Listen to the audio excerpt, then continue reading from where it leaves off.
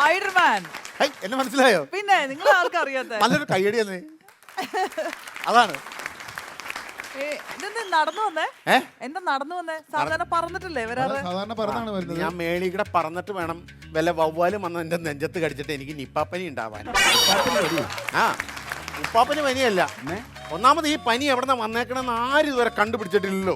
ഞാൻ മേളിക്കടെ പോകുമ്പോ ഏതെങ്കിലും ഒരു വൃത്തികെട്ടവൻ രമനത് പരത്തേന്ന് പറഞ്ഞാൽ വെറുതെ എന്തെങ്കിലും ഒരു ചീത്തപ്പേര്. അതുകൊണ്ടാണ് ഞാൻ ഓട്ടോയിൽ വന്നിട്ട് നടന്നു പോകുന്നത്. ഒരു കാര്യം പറയട്ടെ, എനിക്ക് ഈ സൂപ്പർ ഹീറോസിനൊക്കെ ഭയങ്കര ഇഷ്ടമാണ്. ആണോ? പിന്നെ ആരെയൊക്കെ ഇഷ്ടം? അതിപ്പോ സ്പൈഡർമാനെ ഭയങ്കര ഇഷ്ടമാണ്, പിന്നെ നമ്മുടെ ബാറ്റ്മാനെ ഇഷ്ടമാണ്, സൂപ്പർമാനെ ഇഷ്ടമാണ്, ശക്തിമാനെ ഇഷ്ടമാണ്, ഹോളോമാനെ ഇഷ്ടമാണ്. ആണോ? എന്റെ പൊന്നെ, ഇതെല്ലാം എന്റെ ഇന്റിമേറ്റ് കൂട്ടുകാരല്ലേ? ഹോളോമാന്റെ കാര്യം പറഞ്ഞപ്പോഴാ ഈ പുള്ളി ഇപ്പൊ കാണാനില്ല. എവിടെയത് പുള്ളി? ഇപ്പൊ പഴയതുപോലെ വർക്കില്ല. ഈ ഹോളോമാൻ ഇപ്പൊ ഹോളോബ്രിക്സിന്റെ പരിപാടിയാണ്. ശക്തിമാനും സൂപ്പർമാനും തമ്മിലുള്ള വ്യത്യാസം എന്താ? ശക്തിമാനും സൂപ്പർമാനും തമ്മിലുള്ള വ്യത്യാസം നിങ്ങൾക്ക് അറിയാമോ? അറിയില്ല. നല്ലൊരു ചോദ്യമാണ് കുട്ടി ചോദിച്ചത്. ഈ ശക്തിമാൻ എന്ന് പറഞ്ഞു കഴിഞ്ഞാൽ പുള്ളി ശക്തി കാണിക്കും ആരുടെ അടുത്തും. അപ്പൊ ഈ സൂപ്പർമാൻ സൂപ്പർ കാണിക്കില്ലേ? അല്ലേ, സൂപ്പർമാൻ സൂപ്പർ കാണിക്കില്ല, പിന്നെ ജെട്ടി കാണിക്കും. അപ്പൊ സുഖമാണ്, പുള്ളിക്ക് നല്ല സുഖമാണ്. ജെട്ടിയൊക്കെ ഇട്ട് ഇങ്ങനെ നടന്നാൽ മതിയല്ലോ. പിന്നെ എന്ത് സുഖം? നമ്മൾ ഉദ്ദേശിക്കും ഇവർക്ക് ഭയങ്കര സുഖമാണ്, പക്ഷെ ഭയങ്കര കഷ്ടപ്പെട്ട ജീവിതം. ചില സമയത്ത് ഭയങ്കര ടെൻഷൻ, പ്രത്യേകിച്ച് ഈ മാസങ്ങളിൽ ഭയങ്കര വിഷമമാണ്. കാരണം ഇവര് ഈ ജെട്ടി ഇട്ടോണ്ട് ഇങ്ങനെ പറന്ന് കിടക്കുമല്ലേ, മൊത്തം മഴയല്ലേ, നനയും. എപ്പോഴും ഉണങ്ങാൻ പറ്റുമോ? ഉണങ്ങാൻ പറ്റില്ല. തന്നെ ഇവരുടെ ഒരു പേഴ്സില്ല, പോക്കറ്റിൽ, ഇതൊന്നുമില്ല.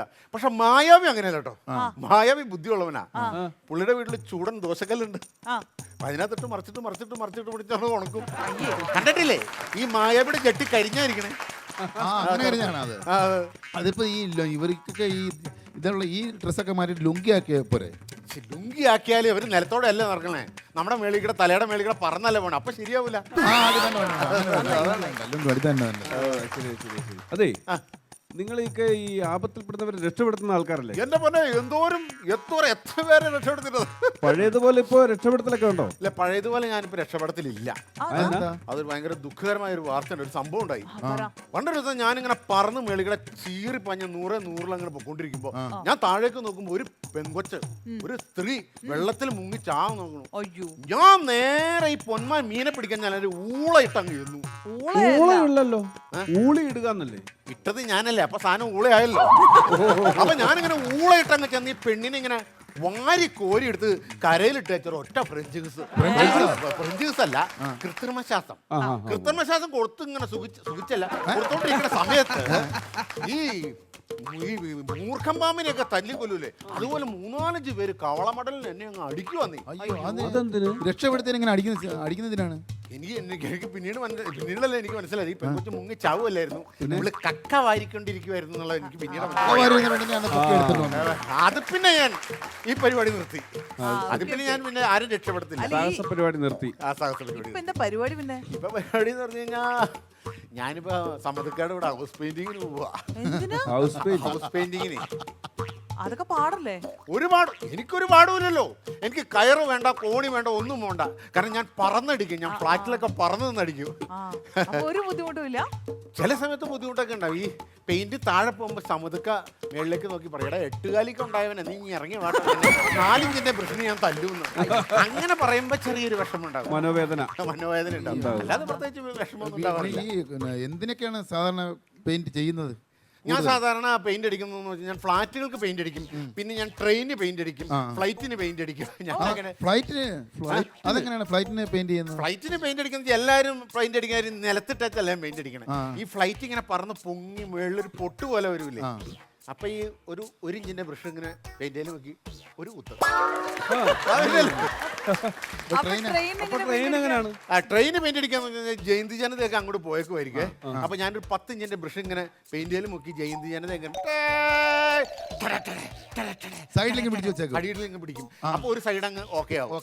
അപ്പൊ ഇങ്ങനെ ജയന്തി ജനത പിന്നെ തിരിച്ചു വരും. ഞാൻ വീണ്ടും അപ്പുറം കടന്ന് നിൽക്കും, പെയിന്റിൽ മുക്കും, ഇങ്ങനെ പിടിക്കും. നമ്മുടെ അടുത്ത് വരുമ്പോ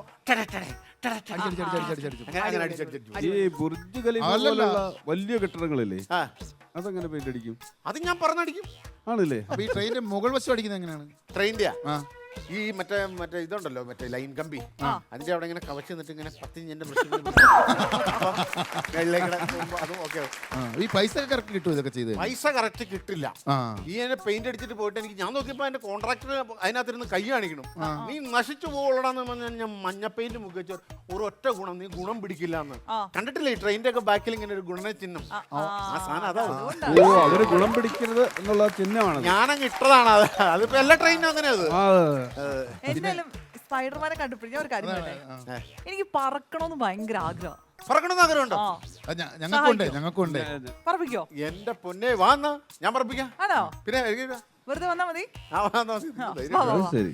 ഞാൻ ഇതുപോലെ എത്ര പേരെ പറപ്പിച്ചിരിക്കുന്നു. ഞാന് നിങ്ങളെല്ലാവരെയും വെച്ച് പറക്കാൻ എനിക്ക് പറ്റില്ല. ഞാൻ ട്രിപ്പ് അടിക്കാം.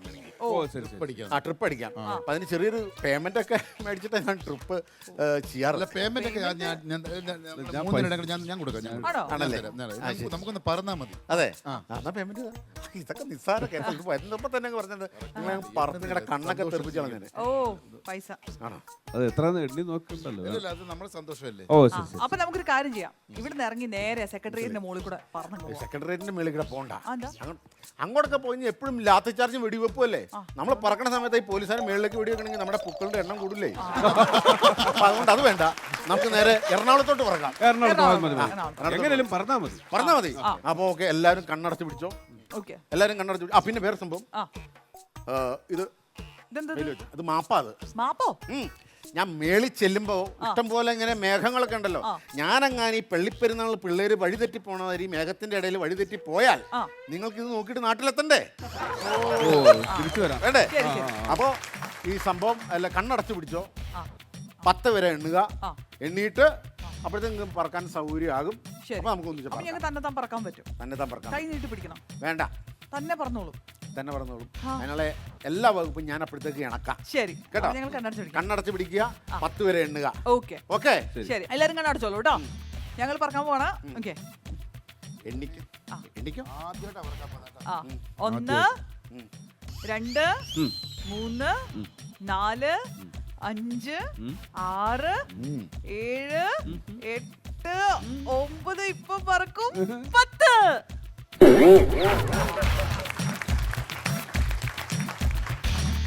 കണ്ണ തുറക്ക. എവിടാ ഇവിടെ ആളെന്ത്? എവിടെ പോയി പറക്കാൻ പറ്റും? ഇവിടെ നിന്നാളെന്ത്?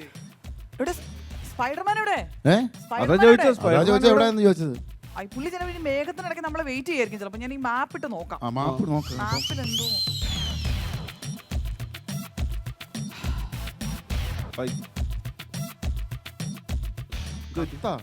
പ്രിയപ്പെട്ടവരെ, മാപ്പ്. സ്പൈഡർമാൻ എഴുതുന്ന കത്ത്. പഴയതുപോലെ എന്റെ കയ്യിലെ പശ വർക്ക് ചെയ്യാത്തതിനാൽ പണിയൊന്നും നടക്കാറില്ല.